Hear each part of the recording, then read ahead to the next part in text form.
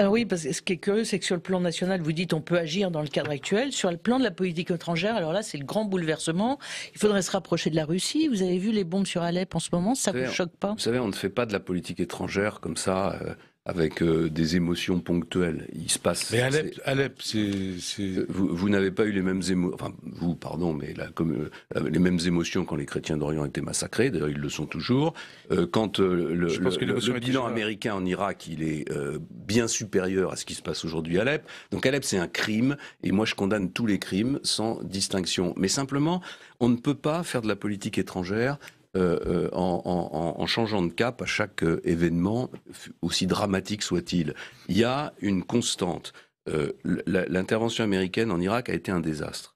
La politique occidentale pour essayer de résoudre la crise syrienne a été un désastre. Ça fait 4 ans que cette guerre civile continue et on a notre part de responsabilité dans cette situation. On a même armé des mouvements soi-disant modérés qui étaient en réalité des mouvements islamistes pour une grande partie d'entre eux. Donc il faut avoir le courage de reconnaître nos erreurs et de dire que si on veut arrêter cet incendie, c'est déjà beaucoup plus difficile aujourd'hui qu'il y a 4 ans, il va falloir d'une manière ou d'une autre s'entendre avec des gens qu'on n'aime pas, mais qui sont des gens qui ont les clés du terrain. Et ne plus s'entendre avec des gens qu'on aime bien, à savoir l'Arabie Saoudite. C'est pas qu'il faut plus s'entendre, parce que moi je propose pas d'un côté de parler avec les Russes et de plus parler avec les Saoudiens. Je dis simplement que ce qui est idiot, c'est de parler avec les Saoudiens et pas avec les Russes. Voilà. Donc il faut parler avec tout le monde, même si on n'aime pas la politique qu'ils conduisent. Et s'agissant des Saoudiens, il faut quand même les mettre devant leurs responsabilités par rapport au rôle qu'ils jouent dans la propagation de l'intégrisme dans le monde musulman. Et c'est ce que j'essaye d'expliquer dans mon livre, ce qui est d'ailleurs des choses connues, c'est que à l'origine de cette poussée intégriste, il y a quand même d'abord le wahhabisme, et il y a une bonne partie de la société saoudienne qui soutient cet intégrisme. Et votre ami Alain Juppé, justement.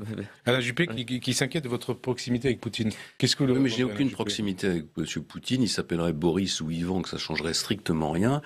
Je considère que la Russie, c'est un pays qui doit être considéré pour ce qu'il est, c'est-à-dire le plus grand pays du monde en surface, un pays qui est dangereux parce qu'il est instable, un pays qui n'a jamais connu la démocratie, et la relation entre la Russie et l'Europe est une des clés de la paix et de la sécurité. Il se trouve qu'en plus, s'agissant de la Syrie, ils ont un rôle à jouer, qu'on le veuille ou qu'on ne le veuille pas.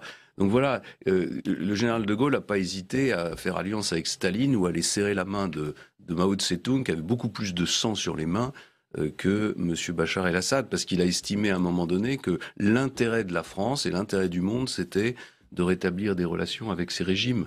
Donc c'est cette politique-là que je défends. C'est une politique réaliste, et surtout c'est une politique qui tient compte de nos erreurs.